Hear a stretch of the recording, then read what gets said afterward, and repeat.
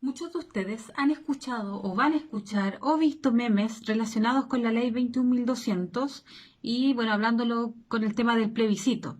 Y me imagino ha estado re difícil entender por qué se dice que es una trampa en el plebiscito de octubre. ¿Ya? Por eso en este video voy a explicar de manera, ojalá lo más simple posible, qué es lo que es la ley 21.200. ¿Ya? Vamos al principio de cómo nace todo esto. Todo esto parte con lo que pasó en las calles. La gente empezó a gritar mejor salud, mejor educación, recuperar el agua, los recursos, poner fin al negocio de las AFP. Y debido a eso, en la clase política se generó toda una parafernalia, en donde prácticamente creo que fue cerca de las 3 de la mañana, salieron anunciando el acuerdo por la paz. ¿Sí? Entonces, cuando sale este acuerdo por la paz, se supone que estaban dando atención o con esto estaban escuchando lo que la gente pidió en las calles. Era para solucionar eso, hablando de una nueva constitución, para poder, lo que la gente pidió en las calles, poder obtener aquello. Ahora, cuando esto ocurre, se genera una reforma a la actual constitución. De esta manera, en el capítulo 15 de la actual Constitución, se hace una reforma y nace la ley 21.200, que hoy forma parte de la Constitución. ¿Sí? Es una ley constitucional. ¿Sí? Entonces, esta ley lo que hace básicamente, bueno, lo primero es que autoriza el plebiscito que era en abril inicialmente y ahora va a ser en octubre. Con esta ley, tanto la convención mixta como la constitucional quedan maniatadas, por decirlo así, y subordinadas a la actual institucionalidad. ¿Ya? Mira, esta ley básicamente lo regla todo. Absolutamente todo, todo lo que va a ocurrir. Cuando a ti te dicen, mira, primero que gane el apruebo, y después vemos lo demás y vamos a luchar y vamos a lograr lo que queremos en las calles. Pero lo primero es que gane la prueba es mentira. O sea, o es mentira o el que te lo dice tampoco sabe porque ni siquiera ha leído la ley 21.200.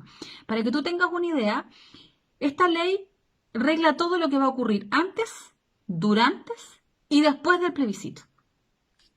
Todo está arreglado. Fechas de plebiscito, papeletas, opciones a votar, plazo, los contenidos con ciertas reglas que salen en la ley, o sea, en el artículo 135, los procedimientos, artículo 136, el otro sale en los otros artículos, condiciones para ser candidato, número de candidatos por distrito, esto, cómo va a ser la forma de elecciones, recuerde que esto va a ser a través del actual sistema parlamentario, con lista, etcétera. Lo dice todo, absolutamente todo, tanto en formas como en el fondo. Todo está ya reglamentado en estos 13 artículos en total. Son desde el artículo 130 al 143, que ustedes pueden buscar en internet, es súper fácil, y pueden ver lo que yo estoy hablando, comparar, ¿ya? Ahora, partamos por el artículo 136, antes de ir al 135. El 136 habla de procedimientos. Habla del quórum, la forma como se tiene que conformar una vez que estén ya tanto la mixta como la constitucional, etcétera, etcétera. Y lo importante es que, por ejemplo, la Corte Suprema dejará 5 miembros elegidos por sorteo desde los actuales ministros para que ellos estén ahí supervisando que tanto la convención mixta o constitucional, cualquiera que sea elegida, cumpla con los procedimientos establecidos con la ley 21.200. O sea, van a tener que cumplir como un jardín de niños, van a estar supervisados en realidad. ¿Ya? Ahora, cuando nos vamos al artículo 135, pero antes del artículo 135, el hecho del quórum de 2/3 igual es un tema. Cuando a ti te dicen, no importa si, mira, si no llegan a quórum, porque obviamente cuando hablamos de un quórum de 2/3 basta con que unos poquitos de derecha o levantado por independientes desde del mundo empresarial que los levanten para que entren ahí a defender sus intereses, basta con que unos poquitos digan que no. Recuerda que el 2/3 no es menor, es súper difícil llegar a los 2/3. Entonces, tanto la derecha como la izquierda hasta ahora han trabajado para el empresariado, entonces basta con que entren unos cuantos de estos partidos políticos para que ellos ya puedan poner tope o traba a los 2/3. Entonces, cuando algo no queda en la Constitución, supongamos que no puedan recuperar o renacionalizar el cobre, por ejemplo, no queda. Entonces, por ejemplo, la ley orgánica constitucional en minería seguiría vigente, porque no chocaría con una constitución que no menciona nada del cobre. Seguiría vigente. Distinto sería si lograran el quórum y apareciera, claro, ahí quizás chocaría y ahí habría que ver el tema, pero con el tema de los 2/3 es re fácil que muchas cosas que la actual constitución dice no aparezcan en la nueva constitución, ¿sí? Porque no van a llegar al quórum. Y eso es súper importante porque actualmente el quórum funciona de manera inversa. Es la izquierda la que le pone traba a la derecha. Es una forma de decir. Es como que la gente que quiere beneficios sociales le pone traba al que quiere beneficios empresariales. Pero cuando lo llevamos a la convención mixta y constitucional funciona al revés.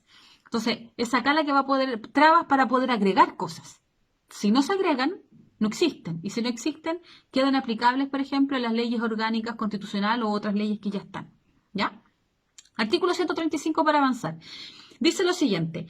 Disposiciones especiales. Destacaré lo siguiente. La Convención no podrá intervenir ni ejercer ninguna otra función o atribución de otro órgano o autoridades establecida en esta Constitución o en las leyes. En otras palabras, el Congreso va a seguir funcionando paralelamente a la Convención Mixta o a la Convención, a la Convención Constitucional. Va a poder seguir funcionando paralelamente. O sea que mientras acá están haciendo leyes, acá ellos también van a poder seguir funcionando igual. Es rarísimo que hayan dos órganos generando leyes. Es como que hubiera en un país dos reyes generando normas. Es raro. De hecho, es peligroso además, porque mientras acaban, se supone nosotros vamos a estar ilusionados con una nueva constitución y creyendo que el mundo se va a mejorar. Acá, por ejemplo, van a poder el Congreso, por ejemplo, aprobar el TPP-11, que cualquiera que se haya sentado a estudiar un poquito el TPP-11 sabrá lo fatal que es el TPP-11. Entonces, mientras acá van a estar escribiendo la nueva constitución, acá podrían firmar, por ejemplo, la ley de inteligencia, que atenta contra los movimientos sociales, sindicales, etcétera. Entonces, el tema está en que, ¿cómo es posible que permitamos este tipo de reglas rarísimas? Pero bueno, continuemos. Después dice lo siguiente. Mientras no esté en vigencia la nueva Constitución, en la forma establecida en este epígrafe, esta Constitución seguirá plenamente vigente sin que pueda la Convención negar la autoridad. Dentro de eso está la Ley 21.200. No van a poder tocarla ni hacer nada contra ella porque ya quedó establecido que ellos tienen que respetar la actual Constitución, donde la Ley 21.200 es parte de ella.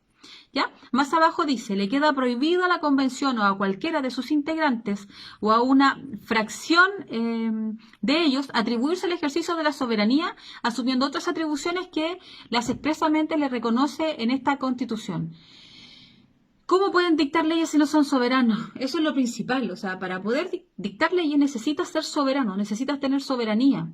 Es como que tu jefe te permita hacer las reglas de laborales, pero sin poder ser realmente el soberano de tu empresa. Entonces tú vas a poder escribir lo que quieras, pero en realidad no vas a poder escribir lo que quieras. Eso, es la idea de que tú sientas que estás haciendo algo. Cuando a ti te dicen que la Convención Constitucional va a ser 100% electa popularmente, a ti te da la impresión que vamos a tener el poder, pero no lo vamos a tener con las reglas que aquí hay. La única diferencia, por ejemplo, cuando un jefe le da la autoridad a un empleado a hacerlo, es que cuando el empleado diga un sueldo de 1 millón y el jefe te diga, no, esas no son las condiciones, tú vas a tener que bajar a 3.50 al final. Y en el horario tú vas a decir, ya, 7 horas laborales, y el jefe dice, no, y al final llega ya a las 9 horas. Entonces después tú te preguntas, bueno, ¿y cuál es la diferencia con lo que usted había escrito antes? La diferencia es que te dejé que lo escribieras tú. Entonces con la Convención Mixta y la Constitucional es eso. Es como que nos hacen creer que estamos haciendo algo, pero en estricto rigor nos hacen mantener lo que actualmente existe.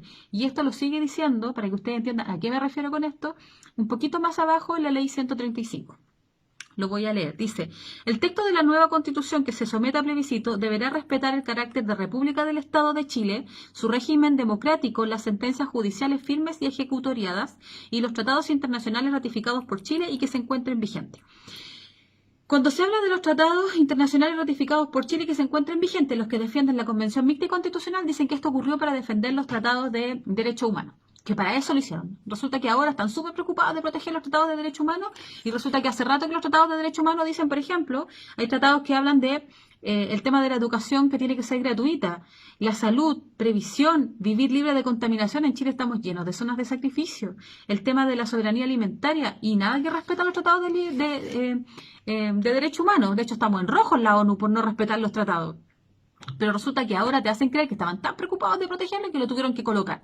Perfecto. Pero ¿por qué no pusieron que era para proteger los tratados de derechos humanos? ¿Por qué no pusieron y los tratados internacionales ratificados por Chile que se encuentren vigentes en materia de derechos humanos? No lo pusieron. Entonces, al no colocarlo, lo dejaron abierto. Y ahí entra el tema de que entran los TLC, los tratados de libre comercio. Entonces usted se preguntará, ¿Qué tiene que ver que entren los tratados de libre comercio? Significa que tanto la Convención Mixta como la Convención Constitucional no podrán alterar las bases del modelo capitalista que tanto la derecha como la izquierda durante más de 30 años han estado defendiendo y que lo han capitalizado prácticamente todo. Entonces, ejemplos de TLC. Por ejemplo, nosotros tenemos un TLC farmacéutico con Estados Unidos. Es por eso que en Chile los remedios son tan caros.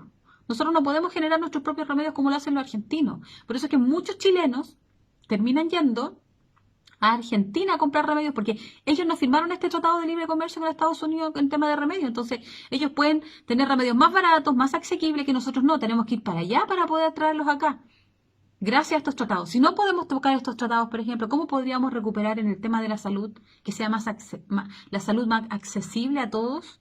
Los remedios, por ejemplo, niños enfermos de cáncer, gente con enfermedades terribles que no tienen las lucas para pagar. Aquí en Chile son carísimos los remedios. Todas las personas que han tenido que salir fuera del país lo saben. Si no tocamos los tratados de libre comercio, ¿cómo podremos mejorar eso?